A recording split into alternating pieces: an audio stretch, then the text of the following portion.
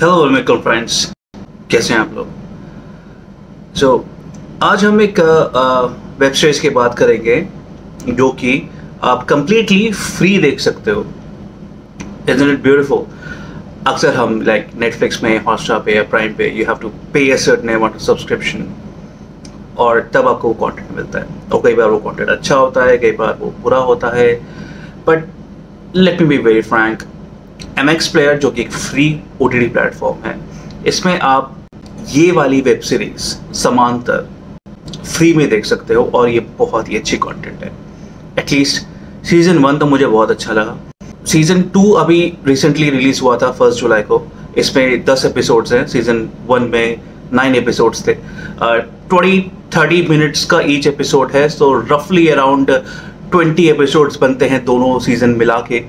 और 10 घंटे के अंदर अंदर अगर आप बिंज देख करना चाहो दोनों सीजन एक साथ, तो 10 घंटे में अप्रॉक्सीमेटली आप कर लोगे। क्यों मैं दोनों को एक साथ रिव्यू देने की कोशिश कर रहा हूँ यहाँ पे, बिकॉज सीजन 1 एक क्लिफ हैंगर पे छोड़ा गया था और उसके बाद इसकी एंटिसिपेशन, इसकी एक्साइटमेंट काफ़ी बढ़ गई थी। सीजन 2 में क्या हुआ क्या नहीं हुआ उसके बारे में बात करेंगे in a non spoilerish way. Very frankly मैं इसके बारे में और डिटेल में बात करना चाहता हूँ। So what I will do is, and that's why ये कैप्शन इस तरह से है कि it involves the word no spoiler, it involves the word explanation, it involves the word recap. So confuse मत होना। मैं सीजन 1 के स्टोरी का एक तरह से रिकैप एंड एक्सप्लेनेशन हल्का सा दूंगा, ज़्यादा डिटेल में नहीं। और सीजन 2 में क्या हुआ था, क्या आप एक्सपेक्ट कर सकते हो, उसके बारे में भी बात करेंगे in a very non spoilerish way. But yeah I do want to talk about it. मुझे ये स्टोरी काफ़ी डिफरेंट लगी, काफ़ी अच्छी लगी। समांतर वैसे तो मराठी एक नॉवेल है, उसको अडेप्ट किया गया है इस वेब सीरीज में। इसके पिवोटल रोल्स में हैं स्वप्निल जोशी, नितिश भारद्वाज और भी काफ़ी अच्छे मराठी कलाकार हैं। और बेसिकली ये कहानी है स्वप्निल जोशी और नितिश भारद्वाज की। एक लाइन में बोलूं, अगर आपने ट्रेलर देखा है तो आपको पता चल गया होगा। अगर आपने ट्रेलर नहीं देखा है तो जस्ट फॉर यू गाइस, एक आदमी का भविष्य दूसरे आदमी का भूतकाल है। Confusion? Okay, so it's like मैं अगर कोई जिंदगी जी रहा हूं, मैं एक जिंदगी जी रहा हूं, तो मेरे लाइफ में जो इवेंट्स हो रहे हैं या होने वाले हैं, सपोज कीजिए कोई एक ऐसा इंसान है जिसने ऑलरेडी ये सारे इवेंट्स फेस करे हुए हैं। एग्जैक्टली वही इवेंट्स जो मैं फेस कर रहा हूं या करने वाला हूं, वो ये फेस कर चुका है। सो इसलिए हम दोनों की लाइफ समांतर हुई, सिमिलर। यही इस सीरीज की कहानी है, यही इस सीरीज का सोल है। इंटरेस्टिंग लग रहा है, थोड़ा सा पैरानॉर्मलिश लग रहा है, सुपरनैचुरलिश, बिल्कुल। अब इसमें सीजन 2 में जाके थोड़ा सा ये lesser of thriller and more of philosophy बन जाती है। But let's talk about the first part. So होता क्या है कि जो हमारे ये लीड कैरेक्टर है स्वप्निल जोशी जो प्ले कर रहे हैं, कुमार महाजन एक कैरेक्टर है। ये एक सेल्स पर्सन है, एक चौल में रहते हैं, छोटे सा एक शहर में रहते हैं, मुंबई में, महाराष्ट्र में। और कैसे इनकी लाइफ में कुछ ऐसी चीज़ें आती हैं, इन्हें बेसिकली ये एक एथिस्ट हैं, ये ऊपर वाले को मानते नहीं हैं, गॉड को नहीं मानते, स्पिरिचुअल रिलीजियस ऐसे कुछ सीन नहीं है। सो बट क्योंकि वो एक फाइनेंशियल क्राइसिस से गुजर रहे हैं, उनका एक दोस्त उन्हें एक स्वामी जी के पास ले जाते हैं और हाथ दिखाने के लिए कि क्या है फ्यूचर में नहीं है। स्वामी जी मना कर देते हैं कि मैं ये हाथ नहीं पढ़ूंगा, बिकॉज ये हाथ मैंने पहले भी देखा हुआ है, ये लकीरें, ये फेट, ये भविष्य इनका मैंने पहले भी देखा हुआ है। तो सेम हाथ, सेम कुंडली दो इंसानों की तो हो नहीं सकती, तो आप मेरा मजाक उड़ा रहे हो, ऐसा स्वामी जी कहते हैं। यहाँ पे स्वप्निल जोशी थोड़ा सा गुस्से में आ जाता है। ऐसा दिखाया गया है कि स्वप्निल जोशी थोड़े से गुस्सैल टाइप के हैं, थोड़े से अक्खड़ हैं, थोड़े से रूड हैं और एरोगेंट हैं। ये ऐसा दिखाया गया है स्वप्निल जोशी के कैरेक्टर को। कुमार महाजन जो कैरेक्टर है उसको दिखाया गया है ऐसा। तो वो तो स्वामी जी पे चढ़े आते हैं। तो बाद में उन्हें रियलाइज होता है स्वप्निल जोशी को कि बेसिकली एक और ऐसा कैरेक्टर है, उनका नाम है सुदर्शन चक्रपाणी। और सुदर्शन चक्रपाणी ठीक ऐसे ही कुछ सालों पहले इन्हीं स्वामी जी के पास आए थे अपना हाथ दिखाने। वही सेम फाइनेंशियल क्राइसिस से गुजर रहे थे, सेम वैसे ही इवेंट्स थे उनके लाइफ में भी। और कैसे इन्होंने अपना कुंडली बनाया, हाथ दिखाया, और वही एज पर स्वामी जी ये सेम हाथों की लकीरें हैं, सेम भविष्य हैं, सेम फेट हैं, सेम वर्तमान भूतकाल सब कुछ सेम है इनका, इन दोनों इंसानों का। Sudarshan Chakrapani played by Nitesh Bharadwaj and Kumar Mahajan played by Swapnil Joshi. तो ये अब आपको समझ में आ गया होगा कि मसला क्या है, स्टोरी क्या है। अब जाहिर सी बात है, अगर आपको ऐसा इंसान मिल जाए जो आपके भविष्य को ऑलरेडी जी चुका है, जाहिर सी बात है आप उससे पूछोगे कि मेरे आने वाले कल में क्या होने वाला है, मैं जो so that I can prepare my self, अच्छा बुरा मैं लक को अपने हिसाब से कंट्रोल कर सकता हूँ, फेट को अपने हिसाब से कंट्रोल कर सकता हूँ। सो वही चीज़ें होती हैं। स्वप्निल जोशी भी नितेश भारद्वाज जी के कैरेक्टर को ऐसे अप्रोच करते हैं। नितेश भारद्वाज जी ऐसा लगता है कि वो प्रिपेयर्ड है। वो एक सेट ऑफ डायरीज देते हैं, 3-4 डायरीज देते हैं, और उन्हें कहते हैं कि इन डायरी में मैंने अपनी लाइफ की सारी चीज़ें लिखी हुई हैं और आप वो डायरी पढ़ के समझ सकते हो कि आने वाले आपके फ्यूचर में क्या होगा क्या नहीं होगा। बट एक टाइम पे एक ही पेज पढ़ना, so that continuity of future वो डिस्टर्ब ना हो। अब ज़्यादा आगे भी मत पढ़ो, एक टाइम पे एक ही पेज पढ़ना अगले दिन का, and that's how you will progress.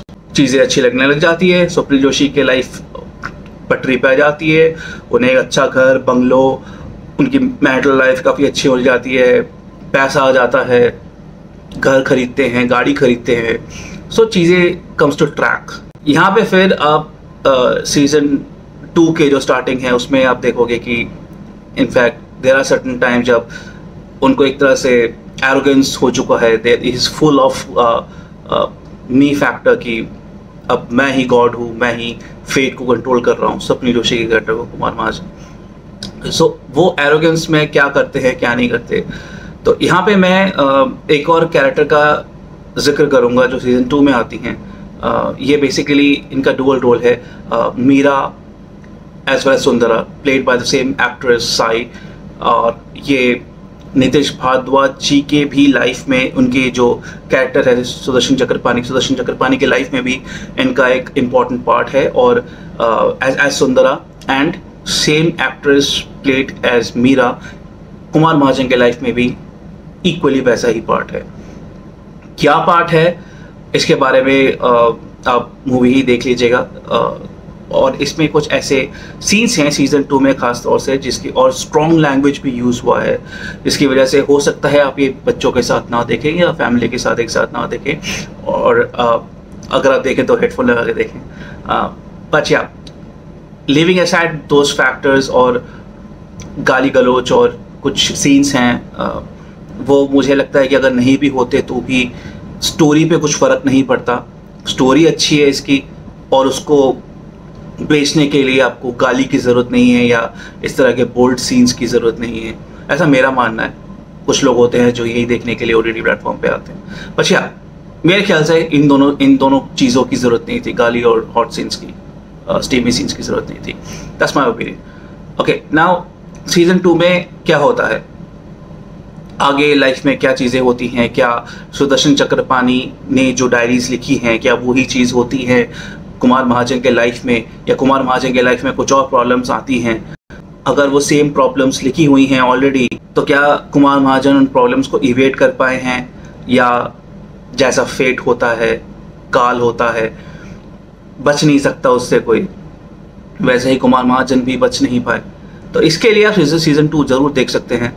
और क्योंकि मैंने कहा है कि it's no spoilerish for season 2, season 1 की कहानी तो मैं थोड़ी बहुत बता दी, सीज़न 2 नॉन स्पॉयलरिश है, सो इसलिए मैं ज़्यादा डिटेल में टच नहीं करूँगा। I do want to talk about a certain philosophy, specially वो फिलोसॉफी जो हिंदू फिलोसॉफी में बहुत कही गई है, हो सकता है वेस्टर्न फिलोसॉफी में भी कही गई हो, कि अगर आप अपने आप को काम, क्रोध, वासना और लालच, इससे अगर अपने आप को दूर रखें तो आप अपनी लाइफ को काफ़ी अच्छी तरह से जी सकते हैं, सुधार सकते हैं। पास में कुछ मिस्टेक्स भी हुई हों तो अगर आप इन चारों वाइसेस, अगर मैं इन्हें कह सकूं, से दूर रहें अपने आप को, तो दूर रखें अपने आप को, तो फिर आप एक अच्छी लाइफ जी सकते हैं। और मोस्टली जितने भी कहते हैं लाइफ बर्बाद हुई है वो इन्हीं 4 वाइसेस की वजह से हुई है, काम, क्रोध, वासना और लालच, इसी की वजह से हुई है। So if you can join the dots, कहीं ना कहीं सीज़न 2 में भी कुमार महाजन और नितीश भारद्वाज के लाइफ में इन चारों का कोई एक इंटरजेक्शन हुआ होगा. सो ऑल इन ऑल मैं कहूँगा ये एक ऐसी वेब सीरीज है जिसकी कंटेंट और जिसकी एक्टिंग की वजह से I would surely recommend. Although season 2 के एंड में इसको एक अच्छा क्लोजर दिया गया है.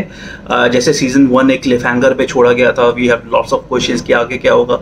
Season 2 is I would say is closed. I mean वो जो कहानी है सीजन 1 से जो शुरू हुई थी वो सीजन 2 पे आके खत्म हुई है. बट सीजन 2 के एंड में एक थोड़ा सा एक एंगल दिखाया है कि जहाँ पे सीजन 3 होने की संभावना है. आई डोंट नो मेकर्स इसको सीजन 3 में कन्वर्ट करेंगे नहीं करेंगे. बुक्स में तो है, जिन्होंने लिखा है ये स्टोरी वो 3 बुक में डिवाइडेड है और उस हिसाब से सीजन 3 आना चाहिए. और सीजन 3 के लिए I guess we would have to wait for another year अगर ये बन पाए. But that's again is nowhere written, so it's all my prediction, I guess I can say that. But बनना चाहिए. It would definitely be a good factor on this. Season 1 अगर आपने नहीं देखा है, do watch season 1 first and then go to season 2. Season 2 आप jump करके start करोगे, so you would lack any interest on this. आपको मज़ा नहीं आएगा. Season 1 से start कीजिए, आपको अच्छा लगेगा. आई गारंटी सीजन 1 आपको अच्छा लगेगा, बांध के रहेगा. एंटरटेनिंग फैक्टर्स है, थ्रिलिंग फैक्टर्स हैं. There are certain events, there are certain scenes जहाँ पे हल्का सा सुपरनैचुरलिश एलिमेंट भी डाला गया है for getting interest. So that's what it is. Go ahead and watch Samantar season 1 and season 2 free on MX Player. और अगर आपको मेरे ये रिव्यूज एंड वीडियोज अच्छे लगते हैं, so keep liking, subscribing, sharing, and I'll see you on my other video. Till then, take care. God bless. Bye now.